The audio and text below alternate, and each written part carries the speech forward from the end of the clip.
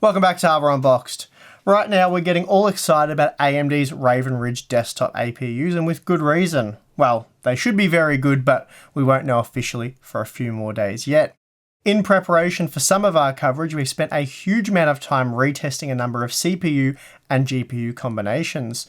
Two such combinations include the Ryzen 3 1300X and the Core i3 8100, both of which have been tested with the GeForce GT 1030 and Radeon RX 550. I felt the results were worth analysing separately, and I figured quite a few of you would probably agree with me and be interested in taking a look, so I thought, let's do that. I've also thrown in the G4560, but it's only been tested with the GT 1030. But again, I figured you'd appreciate seeing those results, so I've included them. In total, there are 9 games that have been tested, and we've done so at 720p and 1080p using playable settings. So not necessarily competitive settings for the esports titles, but playable settings all the same. Please note the Core i3 8100, that was tested using DDR4 2400 memory because it's a locked part, while the Ryzen 3 1300X was tested with 3200 memory as it's an unlocked CPU, though I should note there is no overclocking featured in this video on the CPU side. Then finally, the G4560 was paired with DDR4 2133 memory, as that is the fastest memory you can pair this processor with on a non-overclocking motherboard. Right then, let's get to the results. First up, we have PUBG at 720p using the low quality preset, and this is allowed for over 60 FPS on average for all the tested configurations using the RX 550 and GT 1060. Performance-wise, both GPUs did deliver a similar experience, and we can see the dual-core G4560 hanging in there quite well with the newer quad cores. Then at 1080p, we see the GT 1030 providing slightly better results with the Intel CPUs, though when testing both GPUs with the Ryzen 3 1300X, we do see similar results. That said, neither allowed for optimal performance with frame rates in the 40s. Of course, it was playable, just not that desirable. Next up, we have Fortnite Battle Royale, and here we see the RX 550 is a little bit slower when paired with the Core i3 8100 opposed to the GT 1030. We see a small margin for the 1% low results with the Ryzen 3 1300X, but the average frame rate with both GPUs was the same. Then we have the G4560, which does very well, pulling ahead of the Core i3 8100, though I should note the results are within the margin of error.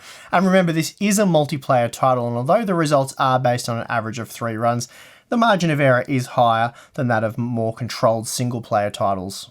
Then at 1080p, it's the Ryzen 3 1300X that sees the RX 550 fall behind, though we also see this with the Core i3 8100, but to a lesser degree, particularly when looking at the 1% low results.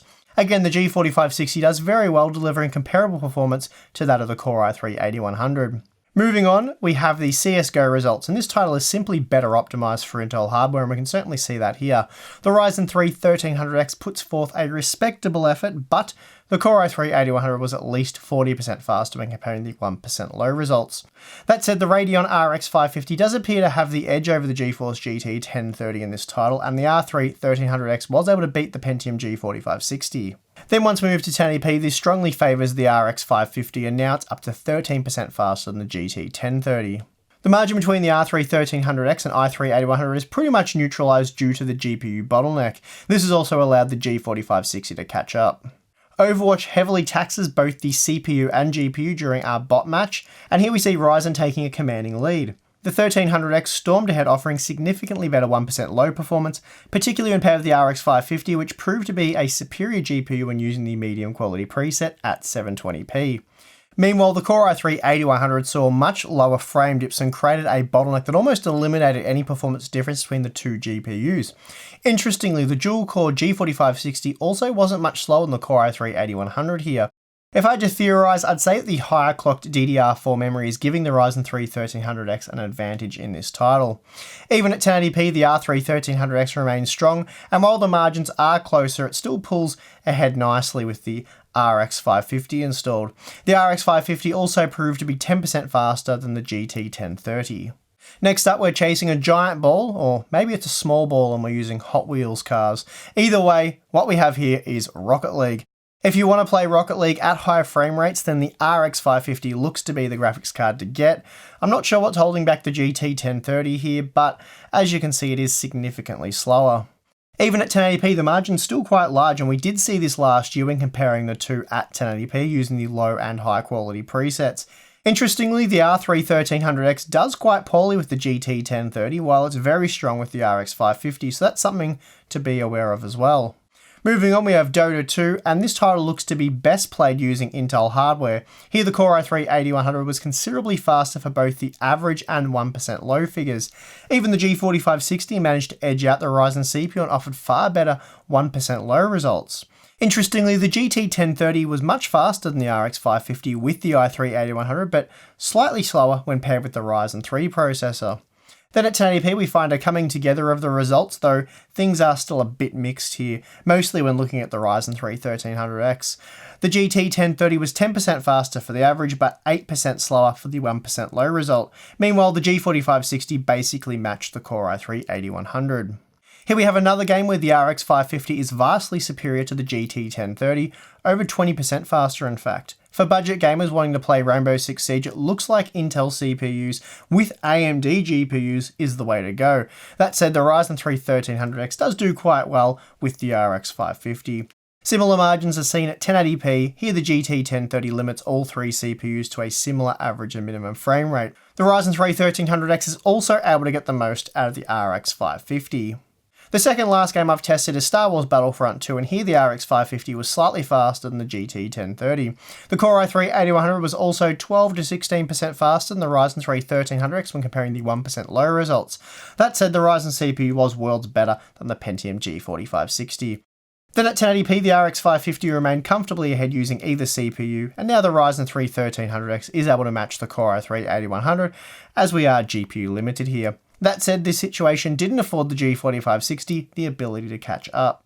Then finally, for the AMD fans, we're wrapping things up with Wolfenstein 2, the new Colossus, and this one's gone pretty much as expected.